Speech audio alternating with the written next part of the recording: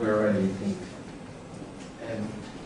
First of all, thanks all for being here today. We all know it was a very long journey to arrive here in different aspects. And I would like to thank firstly the university, the host university, Sun Yat-sen, for helping us all along the way to arrive to this point, this very nice encounter we will have. Also the dean, the students that also were very helpful in order to maintain all of the things very tidy here, as I mentioned, helpful. So we will start today with this conference named China and Latin America, New Approaches and Interactions for a Growing Cooperation, with several specialists, also them from Latin America, Argentina, Costa Rica, Brazil, also from the United States, also from here, from China. So it's very nice to see you all here. It's now a pleasure to give the word to the Dean of the School of International Studies of Sun Yat-sen University, Professor Tang Cheng-Wan.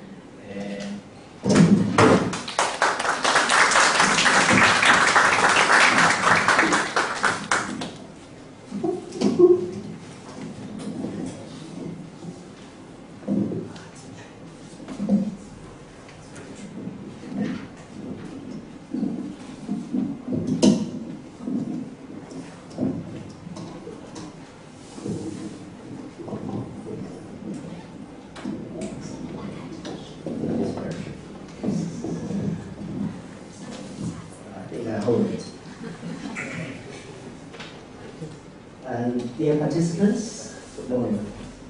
On behalf of the School of International Studies, Sun Yat-sen University, I would like to extend a warm welcome to all of you. Welcome to Zhuhai campus of Sun Yat-sen University to attend this conference on Latin American Studies. I would like to take this opportunity to say a few words about the university and about the school. As some of you may already know, Sun Yat-sen University was set up by Dr. Sun Yat-sen in 1924. Over the past 90 plus years, the university has grown into a multidisciplinary university covering the human sciences, social sciences, natural sciences, medical sciences, and engineering. It has campuses in 3 major cities in the Pearl River Delta: Guangzhou, Shenzhen, and Zhuhai. Our school, the School of International Studies, is located on this campus, the Zhuhai campus, which was started in the year 2000. I mean, the campus was started in the year 2000, and our school was founded in 2005. As you can see from around, there are a lot of construction sites. The university is investing a lot of money on this campus. So over the next couple of years, the university will change dramatically, and we'll have a total student population of 15,000 in a couple of years on this campus. The School of International Studies offers 5 language majors: English, Spanish, Arabic, Russian, and Korean. And we also teach other languages like German, French, Japanese, and Portuguese. In terms of research, apart from language and literature studies, translation studies, we also focus on regional and country studies. So we've set up 4 research centers in the school. The Center for European Studies, of which Professor Stephen Rowley is the director. Center for Middle East Studies, Center for East Asian Studies, and Center for Latin American Studies. And we are actively recruiting in all of these areas. So if you have colleagues or students to recommend to us, we would appreciate it. And this is the first conference hosted solely by the Center for Latin American Studies since its establishment a year ago. Latin America and China are so far away from each other, and here in China we used to know so little about Latin America. In recent years, however, ties between China and Latin America has begun to be strengthened. In the past 5 years, for example, the Chinese President Xi Jinping has made 3 official visits to Latin America. Trade and investment have grown enormously between China and Latin America, and they will only continue to grow in the years to come. Latin America is now included as the natural extension of the One Belt, One Road initiative. In 2015, Chinese President Xi Jinping announced a goal of $500 billion in trade by 2019 between China and Latin America. And there is complementarity in our economies. China needs Latin American products, and Latin America needs Chinese capital and investment, particularly in infrastructure, where China has a good deal of recent domestic experience. But for a more sustainable long-term relationship, trade and investment are not enough. People-to-people connectivity, mutual understanding is much more important. And that is why conferences like these are very relevant and important. Through presentations and discussions, we hope that participants here from China will get a better understanding of different aspects of Latin American society and cultures, thereby contributing to a growing and more harmonious cooperation between China and Latin America. Before I finish off, I would like to take this opportunity to thank my colleagues, Dr. Pablo Basotti, the conference convener, Ms. Liao Yue, head of the organizing committee, and Mr. Chen Lam, general coordinator, for their time and efforts in organizing this conference. Thank you very much. And finally, a warm welcome again. And I wish this conference a great success, and every one of you enjoy your stay in Zhuhai. Thank you.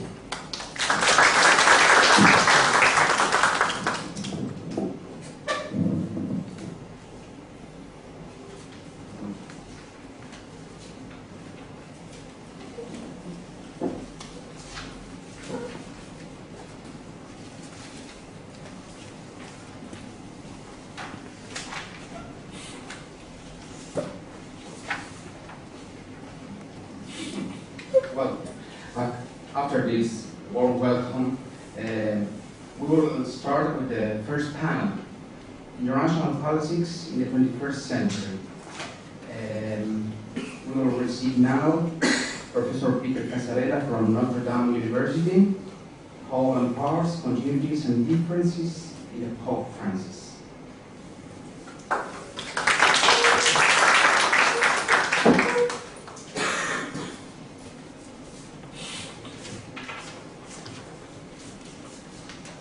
Good morning.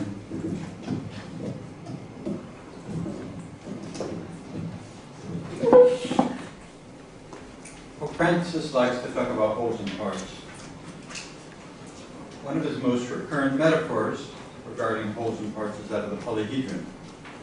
The diagram right here, just a reminder about the polyhedron. So the polyhedron is a unity in which the parts are organized in a differentiated relationship to the center. Unity born of a polyhedron preserves difference, and unity born of the sphere reinforces homogeneity. Everything is in the same. As Pope, Francis has utilized this metaphor to make 2 distinct but related points. These are my major points. First, the epoch of globalization commends us to think about the cultural and economic exchanges in the world today in such a way that difference is never abandoned for the sake of wanton hegemony, and thus radical inequality is never left unchallenged. Second, the unity of charisms in the church can also be considered polyhedrically, but the church in its essence is a differentiated unity greater than some of its homogenized parts. This paper consists of two parts. In the first part, I will offer a systematic presentation of how Pope Francis has applied this polyhedric notion of encounter to the question of interreligious dialogue. In the second part, I will demonstrate that the roots of this type of thinking extend back to his time in Argentina. The Argentine philosophy is also a mode of reflection about wholes and parts. From this vantage point, it will be easier to surmise the roots of this way of thinking and draw some consequences for the philosophical paradigm that the Argentine Pope is offering to us as a gathering of scholars at the Sun Yat-sen University who seek, as Dean Chang just noted, people-to-people connectivity. So, the first part, wholes and parts in the pontificate of Pope Francis. The image of the polyhedron emerged early in the pontificate of Pope Francis. The polyhedron appears in the section of the Joy of the Gospel dedicated to the common good and undergirds the principle of unity as greater than the sum of its parts. The principle of unity accompanies three other key insights. First, time is greater than space. Second, unity prevails over conflict. And third, reality is more important than ideas. The polyhedron preserves unity and identity in a deracinated world that tends toward ever greater homogeneity. Quote, the global need not stifle, nor the particular prove barren, unquote.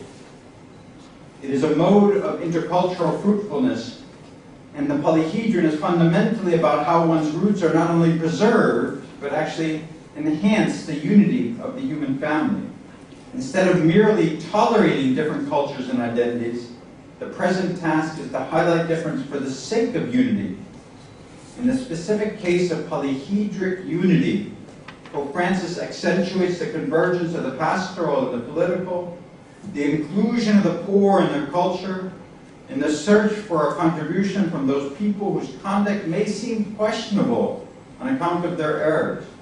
Accordingly, the polyhedron is not derived from a worldly politics or alternatively from a merely supernatural realm.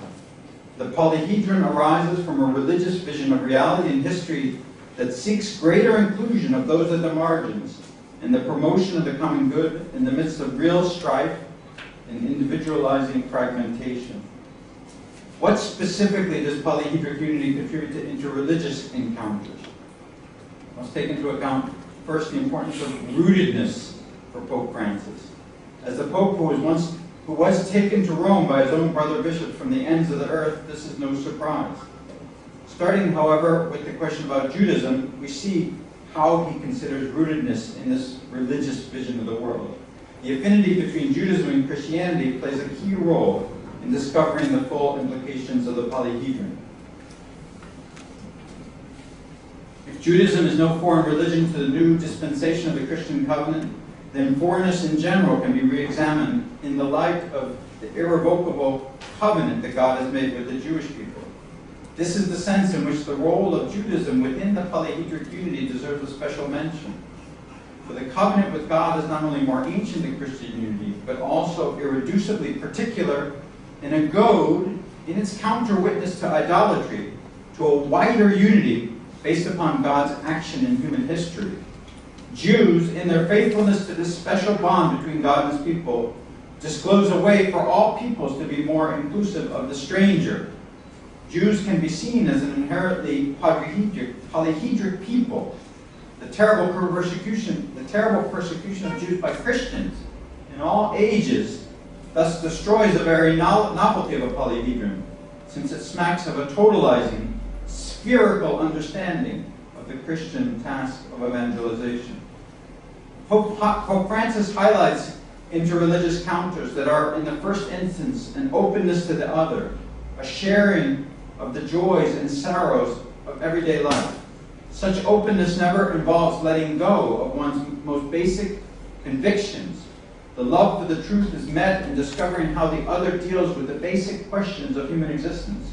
There's no path to interreligious encounter without this love for the truth, and there's no path to the love for the truth that bypasses these fundamental experiences of everyday life. Beauty, truth, and goodness are refracted in these ordinary circumstances, as well as in the ethical understanding based therein that generates a new and more just living situation.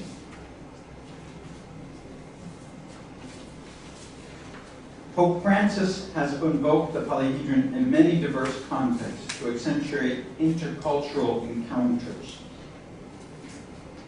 On November 25, 2014, he spoke about tensions in Europe before the Council of Europe in this way, and I quote, "Creatively globalizing multipolarity calls for striving to create a constructive harmony, one free of those pretensions to power which, while appearing from a pragmatic standpoint to make things easier, end up destroying the cultural and religious distinctiveness of peoples.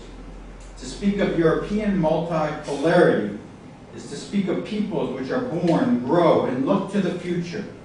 The task of globalizing Europe's multipolarity cannot be conceived by appealing to the image of a sphere in which all is equal and ordered, but proves reductive inasmuch as every point is equidistant from the center, but rather by the image of a polyhedron in which the harmonic unity of the whole preserves the particularity of each of the parts. Today, Europe is multipolar in its relationships and its intentions. It is impossible to imagine or to build Europe without fully taking into account this multipolar reality. So Europe cannot be controlled by just a few powers. Here, polyhedric unity points to the intercultural mixing that can take place both between and within nations. Multipolarity is the cultural equivalent of the polyhedron in the European context. Intercultural encounters are also the theme of his impromptu remarks in front of Independence Hall in Philadelphia, words which are not to be found in the official transcript. There he frames his speech in Spanish about religious liberty and about the integration of the Spanish speakers and their culture into the mix of culture and politics in the United States, with another reference to how the polyhedron helps us to cope with globalization. So in his impromptu remarks in Philadelphia, he said, if globalization is a sphere where every point is equidistant from the center, it cancels everything out. It is not good. But if globalization is like a polyhedron, where everything is united, but each element keeps its own identity, then it is good. It causes the people to grow. It bestows dignity and grants rights to all. End of quote. The message of polyhedric unity applies to both the European community and the United States of America, not because he's proposing an ethics of globalization that bridges these two worlds, but because the metaphor reinforces the need for both a particular identity and a robust sense of social belonging that involves a larger whole, a whole related to his own unique concept of what it means to be a people. In 2015, Pope Francis had spoken about indigenous cultures extensively during his trip to Paraguay, Ecuador, and Bolivia. Here, he reiterates that point with the image of the polyhedron. It is significant that he praises the indigenous as a people, as persons, and as bearers of a culture. In this sense, the mission of the Jesuits to go to the peripheries is also polyhedric. Pope Francis was a great admirer of the method of encounter practiced by Peter Faber and enshrined in the political philosophy of Francisco Suarez, a method that allows the distinct faces of the indigenous to be reflected on the multiple faces of the polyhedric unity of a church that goes forth into the world. These remarks he made in favor of the indigenous are not so much a reconciliation of historic misdeeds as a call to avoid homogenizing in the name of the gospel as we look towards the future. In his speech at La Sapienza in Rome, we find one of Pope Francis' boldest and creative uses of the polyhedron. Once again, the words about the polyhedron were reported by the press in print and on video, but not included in the official transcript that was handed to the rector of the university. It seems that large crowds at intercultural gatherings seem to elicit the metaphor involuntarily from the Pope's lips, even when it is not present in his official transcript. Here, polyhedric unity is again counterposed to globalization. He refers to Bauman's notion of an increasingly increasingly liquid culture in which transcendence has been lost. What is distinctive about his use of the polyhedron here is twofold. First, he is responding to a question from a Syrian student who is worried about the fears of the other in Europe. Second, he is presenting the polyhedron as a task for the entire university community. And because we're at university, I'm going to read this quote. Pope Francis, as you continue along your path of teaching and learning in the university, try asking yourself, is my forma mentis, is my way of looking at the world, becoming more individualistic or more solidary? If it is more solidary, it is a good sign because you will be going against the current, but going in the only direction that has a future and that offers a future. Solidarity, which is not proclaimed in words, but rather experienced concretely, creates peace and hope for all countries and for the whole world. And you, because of the fact that you work and study at a university, have a responsibility to leave a positive mark on history, end of quote. So the task of the university is therefore to create a culture of encounter in which solidarity is not just proclaimed in words, but rather experienced concretely. This task is not to be imposed by the administration or merely ventured by students who are only acting on their own. It is a matter of forming new relationships between all participants in the university that foster concrete bonds within and outside the walls of the institution. This is indeed a tall order, but one that lies at the heart of the entire educational reform of Pope Francis. So I turn now in my remaining time to the Argentine roots, the Latin American roots, for this broad and ambitious program. The four principles in the Joy of the Gospel were already present in an almost complete form as early as Bergoglio's 1974 meeting with the province of Jesuits in Argentina. The complete list is already present in a talk published by Bergoglio in 1980, and the polyhedron was also discussed prior to the pontificate in a prologue to a book that Cardinal Bergoglio sent in 2005 to Guzman Caraccieri. For a pope who is known for his surprise moves, there is therefore an astonishing consistency to his thought on this particular issue. Now, I don't need to tell this group that Jorge Mario Bergoglio was very conscious of being an Argentine. At the same time, there's no innocence to his patriotism, nor has this source of identity ever wavered as a source for hope and sustenance, even with his election as the Bishop of Rome. Although he has written directly on the question of the nation, his position on the polyhedric nature of being Argentine is best seen indirectly. For example, he was once very taken by the notion promoted by the Uruguayan philosopher Méthode Ferré that contemporary Latin America could be united in a new vision of the Patria Grande. Second, one can examine his devotion to Argentine letters and culture. For example, the 19th century epic poem Martín Fierro, or the more recent poetry of his friend Borges as a broader source for reflection.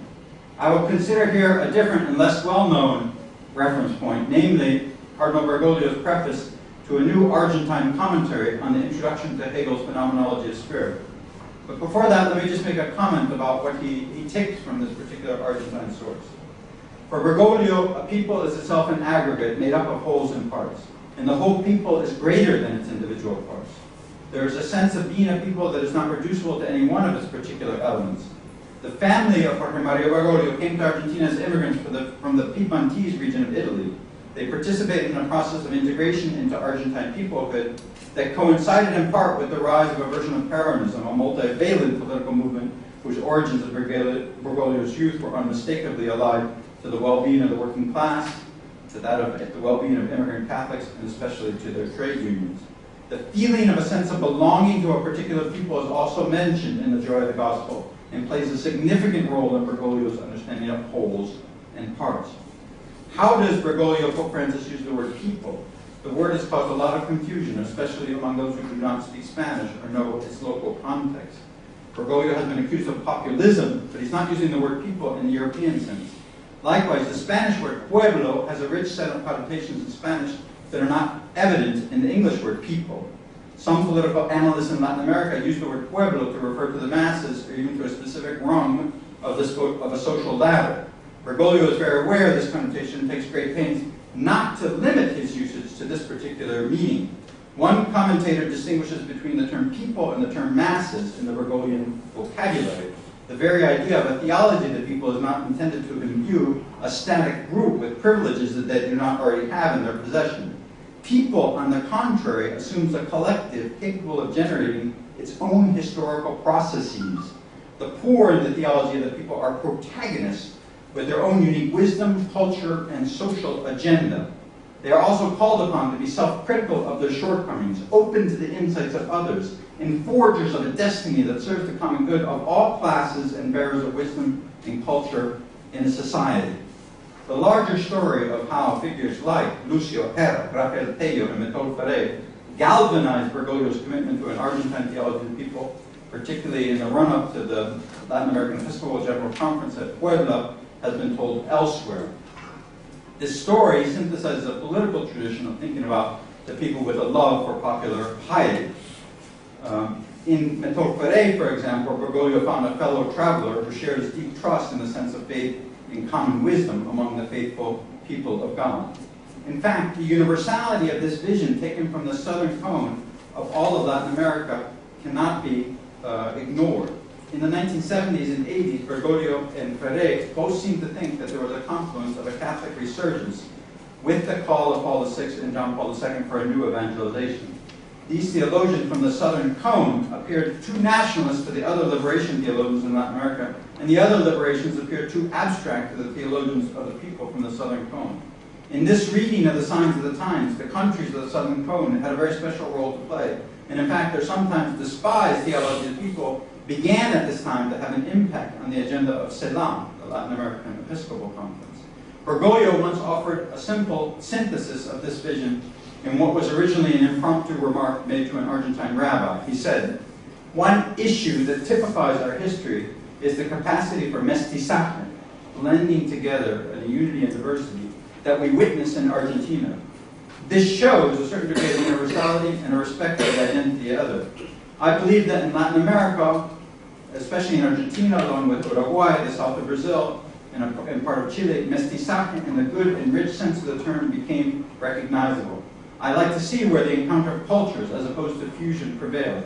I like it when diverse collectivities appear in the celebrations, in las fiestas.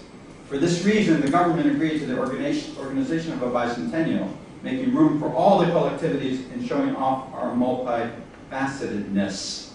End of quote. What is most particular to a regional grasp of identity, therefore, becomes a key for the vision of the pontificate as a whole. By including Brazil in the new consciousness of the indigenous peoples in the present-day Latin America and their synthesis, the new sense of identity was a new whole that overcame the narrow binomial between Spain and New Spain in the periods of colonialization and independence. The whole of the Patria Grande in the revisionist La Plata school of thought, guided by Ferrer, reflected an unprecedented and to this day largely unfinished new mestizaje. On February 20th, 2006, the Archbishop of Buenos Aires wrote a brief prologue to Amelia Poletti's posthumously published commentary on the introduction to Hegel's Phenomenology of Spirit. The words reflect a deep devotion to the philosophical career and intellectual witness of Poletti, a fellow traveler in Peronist politics, and her assiduous preparation of influential seminars. These words reveal surprisingly little by way of evaluation of Hegel's thought. Cardinal Bergoglio notes that a renaissance of German philosophy was underway in Argentina, and that Poletti held both Hegel and Augustine in high regard as two necessary poles in the history of philosophy. Bergoglio also notes that Poletti herself engaged the Hegelian notion of universal history in a fairly critical manner, claiming that the heritage of Argentine sources still needed to be plumbed, and that the planetarization, her words, of philosophy was still in process. He wanted to take the Hegelian idea of universal history to the peripheries in the same way that the church needed to go to the peripheries. He concludes, however, with a fascinating word about the philosophical setting and aspirations of Argentina in the Latin American context. Bergoglio wrote, "I hope that the rereading and dialogue with a classic of the history of philosophy, brought about from a distant shore of the West, continues to bear fruit in our universities, in all those places in which we have to reaffirm our passionate vocation for the mastery of philosophy. We are, after all, inheritors of a magnificent tradition in this regard, starting with the prophetic moment in which Alonso de Veracruz And Vasco de Quiroga in Mexico, or Jose de Costa in Peru, were moved to think a America, desde America y como Americanos, for America, from America, and as Americans. So Poletti's still nascent but prematurely ended project is lauded on its own terms and for its own work. At the same time, the Archbishop and future protagonist at the 5th General Conference of Aparecida thinks about what the Argentine reception of a speculative genius who prematurely envisioned a totalizing history from Germany might mean for a new trajectory of Latin American thought.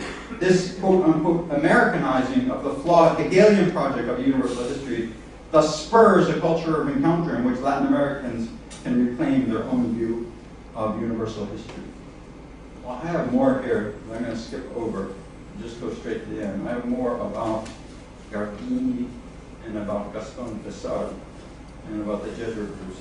But I want to end with this return to what Pope Francis said at the Council of Europe. Pope Francis extends his thought about global cooperation into the domain of human activity and creativity in order to deal with the new Areopagus, the new city square of a de-Christianized culture. In his already cited address to the Council of Europe, he offers this reflection drawn from an Italian poet who lived in the first half of the 20th century, namely Clemente Rebora. In one of his poems, Pope Francis says, Rebora describes a poplar tree, its branches reaching up to the sky, buffeted by the wind, while its trunk remains firmly planted on deep roots sinking into the earth. In a certain sense, we can consider Europe in the light of this image, Rebora notes. On the one hand, that the trunk sinks its roots where it is most true. The roots are nourished by truth, which is the sustenance, the vital limb of any society which would be truly free, human, and fraternal. On the other hand, truth appeals to conscience, which cannot be reduced to a form of conditioning. Conscience is capable of recognizing its own dignity and being open to the absolute. It thus gives rise to fundamental decisions guided by the pursuit of the good for others and for oneself. It is itself the locus of responsible freedom. So this metaphor of the poplar tree, developed by the poet Rebora, is not just about Europe. It also serves us well as we ponder cooperation between China and Latin America. Neither side should abandon its roots. Global cooperation will grow out of being more deeply rooted in our own soil. Being rooted in God is thus for Bergoglio being rooted in the mystery of truth that can guide human action regardless of one's confession of faith. We usually refer to this root source of morality as conscience. For Pope Francis, the exercise of responsible freedom is also the fruit of a process of a discernment of spirits. Thank you very much for listening.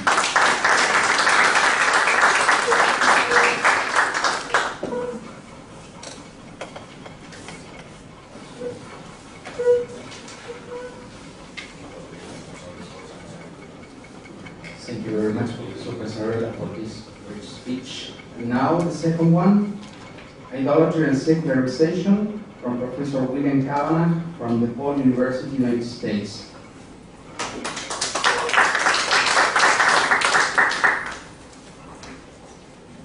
Thanks, Pablo. Thanks, everybody, for coming. Thank you especially to our hosts here at Sun Yat-sen University. Thanks to Dean Chang for your hospitality. Thank you to all the students who have been so helpful the past few days, and to Pablo especially for all the good work, hard work that you've done to put this together. So I'm going to take a large, broad view on some of these questions of politics and religion. We have these categories that are largely Western categories of politics on the one hand, religion on the other, religion on the one hand, secular on the other, and all of these dichotomies that I'm interested in breaking down, trying to kind of level the playing field, as it were, and I think this will help to encourage cooperation among different societies, some societies that are considered to be religious, other societies that are considered to not be religious. I'm interested in kind of blurring those lines, and that's what I have been working on over the past few years. I have a book called The Myth of Religious Violence, which talks about this idea that religion produces violence, but the book asks the question, what do we mean by religion? And how do you separate religion from the secular? And I argue that it's a kind of modern Western category, this religious-secular dichotomy that we can do away with. And I'm working on a book now on idolatry, because I think the biblical idea of idolatry also blurs these lines between the religious and the secular, between those who worship and those who supposedly don't. So I'm going to draw on some Latin American theologians to accomplish that in this talk. So the secularization theory has had many ups and downs. This Weberian idea that modernization and rationalization inevitably progress, and this brings with it a decline in religion. This reached the height of its popularity in the 1960s. Peter Berger told the New York Times in 1968 that, quote, "By the 21st century, religious believers are likely to be found only in small sects huddled together to resist a worldwide secular culture." But by end quote. By 1997, however, Berger would say, quote, "I think what I and most other sociologists of religion wrote in the 1960s about secularization was a mistake.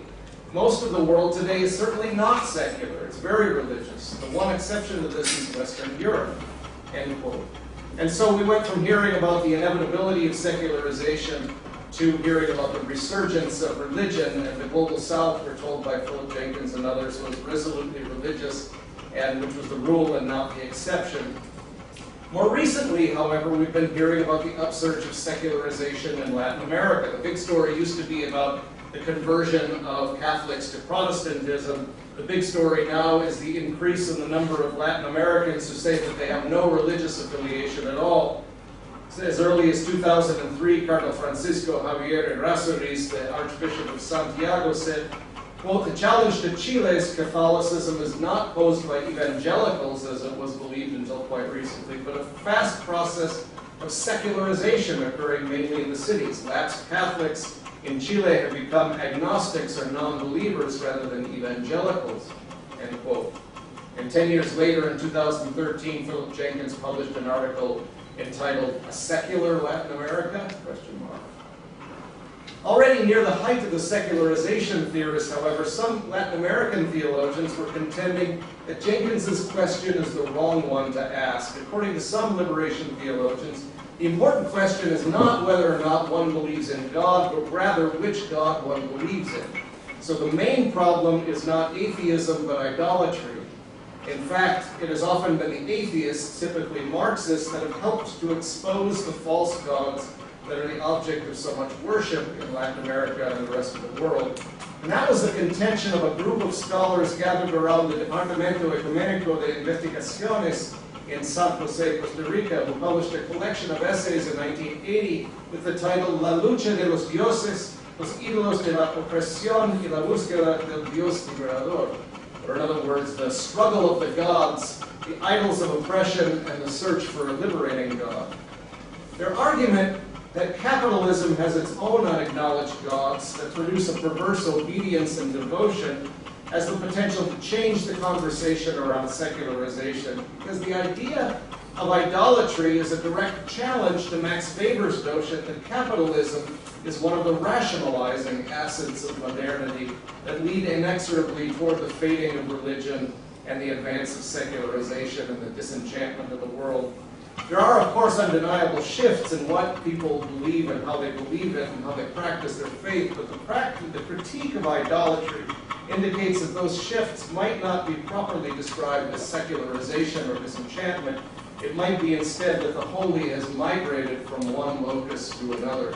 I borrowed that term from historian John Bossie, the migration of the holy, that the holy doesn't go away, it just kind of migrates from the church to the state and the nation and the market in the modern era.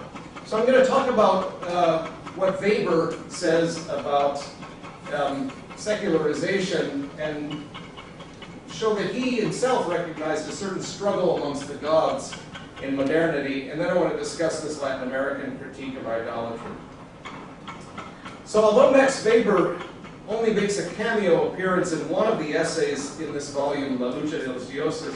The title of the volume is an echo of Weber's famous lecture, Science as a Vocation, in which he describes the Kampf der Götter that characterizes modernity, the struggle of the gods.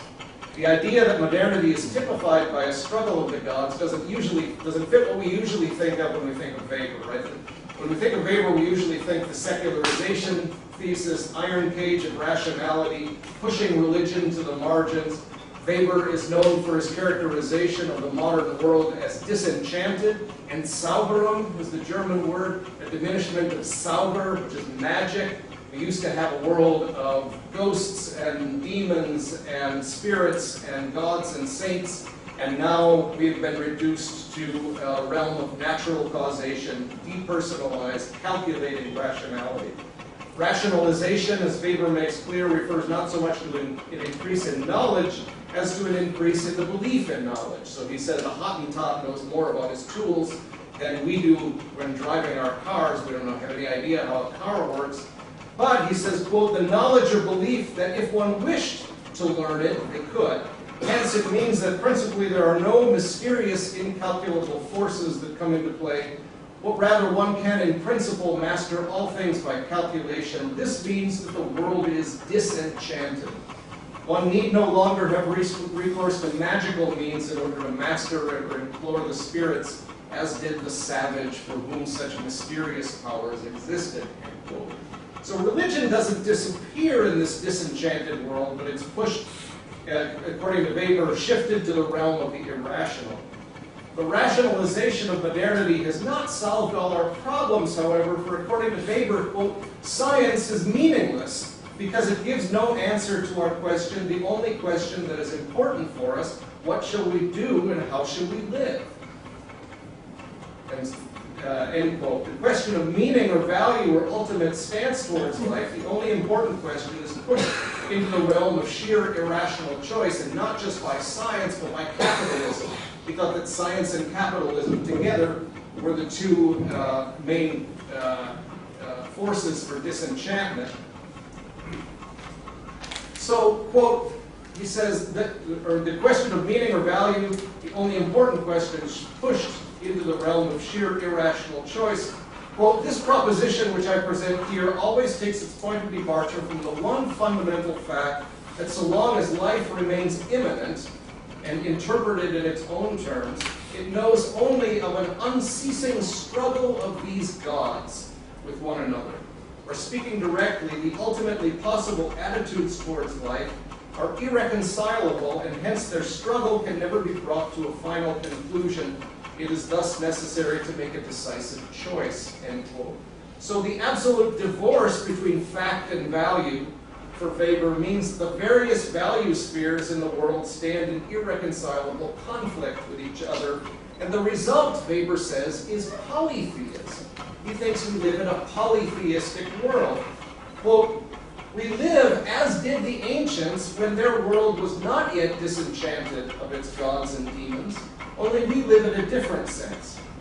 As Greek man at times sacrificed to Aphrodite and at other times to Apollo, and above all as everyone sacrificed to the gods of his city, so do we still today. Only the bearing of man has been disenchanted and denuded of its mystical but inwardly genuine plasticity, end quote. So it's interesting to note that Weber himself, kind of the author of this idea of secularization, he seems to observe little difference in the empirically observable behavior of ancient versus modern people. The only difference is in the presence or absence of some mystical but inwardly genuine plasticity to which he never really explains, and to which he claims kind of this mysterious access. So Weber writes, quote, many old gods ascend from their graves. They are disenchanted and hence take the form of impersonal forces, end quote. And here Weber seems to be using the term gods metaphorically, but the difference between an enchanted world and a disenchanted world becomes really hazy, even in Weber, right? Is disenchantment really nothing more than a change of name, for example, from Apollo to the free market? Is the world truly disenchanted if the human person is still subject to these external forces with the only difference being that they've become impersonal. It would seem that Weber's use of the term gods here is not casual but deliberate. He cannot seem to escape the realization that rationalization carries with it an irreducible moment of irrationality. So the old gods cannot rest in their graves. So much for Weber for now. So the only chapter in La Lucha de los Dioses that mentions Weber is by Franz Hinkelhammer, who regards Weber as blessing capitalism with the notion of its inherent rationality. Hinkelhammer's goal is to expose what he calls the economic roots of idolatry, or what he calls entrepreneurial metaphysics. We have been taught that business and metaphysics are two quite different enterprises, but Hinkelhammer shows that there is a deeply religious face of capitalist ideology and practice. Hinkelhammer goes beyond Weber's nagging doubts about the irrationality lurking at the borders of modern rationality, and he goes right to the heart. He says that irrationality in the form of an idolatrous religion is at the very heart of capitalism. Hinkelhammer challenges Weber's idea that capitalism deserves this name rational at all. The designation of capitalism as rational privileges it as conforming to the laws of nature. And so he says, quote, "To accrue profits for a business firm is not a matter of values, but natural law or rationality." He puts Max Weber's name in parentheses. "Anyone who protests against the natural law is a utopian. Protesting against the natural laws of the market is as foolish as protesting against the laws of gravity." And of course, he disagrees with that view. But in fact, he says, the laws of the market are based in fantasy. They're based in absurdity. Commodities are personified. Prices are freed, while actual people are dehumanized and enslaved. It reminds me of Eduardo Galeano's quote when he was talking about military dictatorships in the 1970s in Latin America. He said people were in prison so that prices could be free. When food is scarce, prices should rise and people should starve. To fix prices would be unnatural. Businesses, which are anthropomorphized according to Hinkelhammer, they grow, they marry, they fight, have a right to profits, but human beings have no right to live. According to Hinkelhammer, there is nothing rational about such a system. What we are faced with in capitalism, says Hinkelhammer, is not rationalization, but a religion, and an idolatrous one at that. As Pablo Richard writes in the same volume, the modern capitalist system is growing more religious and pious by the day. Hinkelhammer provides example after example of theological language used by the practitioners and apologists of the business world, from entrepreneurs, government functionaries, and the media. Capitalism has a central object of devotion, the market, which operates via a mysterious, invisible hand that providentially guides it to achieve the best possible world. The market is served by a host of subsidiary gods, business firms which operate independently of concrete human persons. They have their own personalities. In fact, they have the status of persons in American law and must be served. Commodities also take on personality and agency. Although Hinkelhammer does not explicitly make the link, commodities are like sacramental objects that mediate the holy to individuals. He does comment on the Eucharistic aspect of money, which is commonly described as the lifeblood of the economy that circulates through the body. He also notices the frequency with which miracles are credited to the world of capital economics.